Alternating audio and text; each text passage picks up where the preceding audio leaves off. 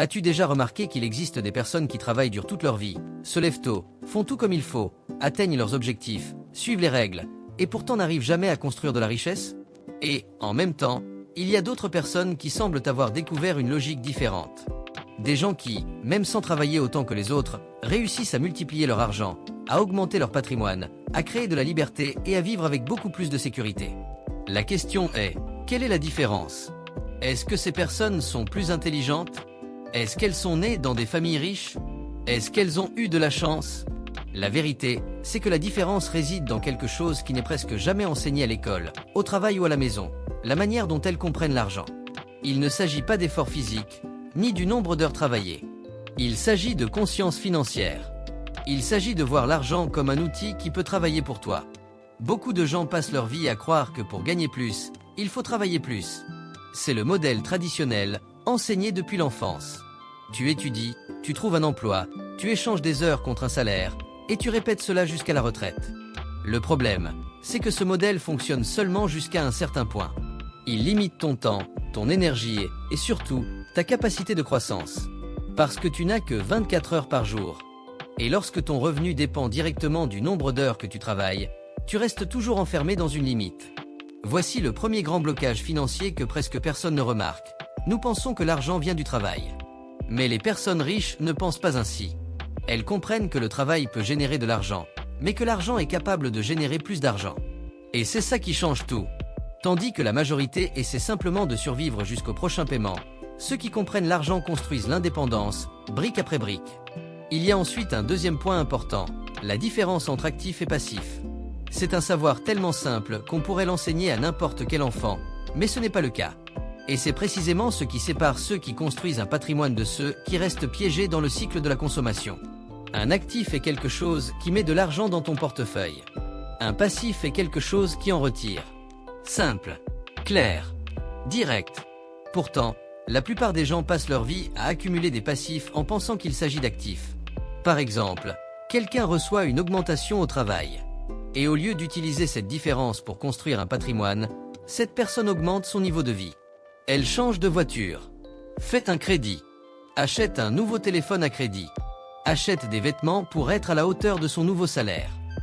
Et qu'est-ce qui se passe? Tout l'argent supplémentaire disparaît. Rien n'a changé. Le style de vie augmente, mais le patrimoine non. La consommation augmente, mais la liberté non. Pendant ce temps, ceux qui comprennent le jeu font l'inverse. Chaque fois qu'ils gagnent plus, ils augmentent d'abord la quantité d'actifs qu'ils possèdent. Parfois c'est une petite somme investie chaque mois. Parfois c'est un livre qui enseigne comment créer un produit. Parfois c'est le début d'un petit projet parallèle. Les personnes riches achètent la liberté avant d'acheter le statut. Et cela nous amène à un autre principe fondamental, les intérêts composés. Quand on parle d'intérêts composés, on ne parle pas seulement d'argent qui rapporte. On parle du pouvoir du temps. La plupart des gens ne connaissent les intérêts que lorsqu'ils doivent en payer. Carte de crédit, prêt, dette. Mais ceux qui comprennent le jeu utilisent les intérêts en leur faveur, pas contre eux. Imagine investir une petite somme, régulièrement. 100 reais par mois. 203 cents. Cela ne change la vie de personne aujourd'hui.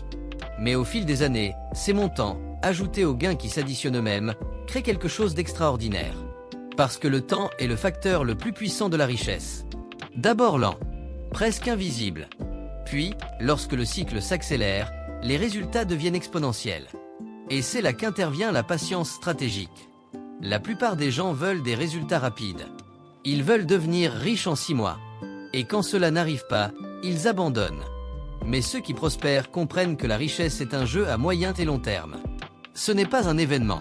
C'est un processus. Nous arrivons maintenant à l'une des idées les plus importantes, l'effet de levier, la levrage. L'effet de levier est la capacité de multiplier les résultats sans multiplier l'effort.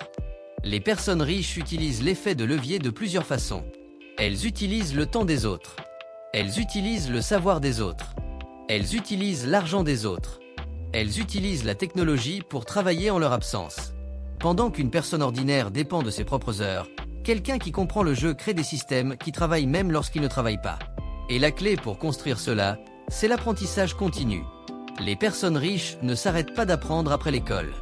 Elles savent qu'apprendre est ce qui permet de gagner plus. Parce qu'apprendre élargit la conscience, les décisions et les possibilités.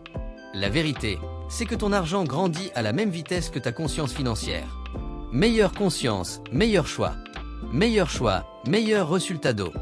Meilleur résultat d'eau, répété dans le temps, change toute une vie. Et c'est là que la transformation arrive. Quand tu comprends que la richesse n'est pas une question de travailler plus, ni de chance, ni de naissance. C'est une question de comprendre le jeu et de décider d'y jouer. Si tu as compris tout cela, tu sais déjà ce qu'il faut faire. Commence petit. Commence simple. Mais commence. Achète un petit actif. Lis un livre sur les finances. Regarde une vidéo sur les revenus passifs. Commence un projet parallèle. Apprends à investir. La richesse est un chemin, un processus, un voyage. Et il commence quand tu décides d'arrêter de vivre seulement de ton travail et de laisser ton argent travailler pour toi. Parce qu'au final, ce n'est pas ce que tu gagnes qui compte. C'est ce que tu fais avec ce que tu gagnes. Et si tu commences aujourd'hui, même avec peu, tu seras déjà des années en avance sur la majorité. Commence. Mais commence maintenant.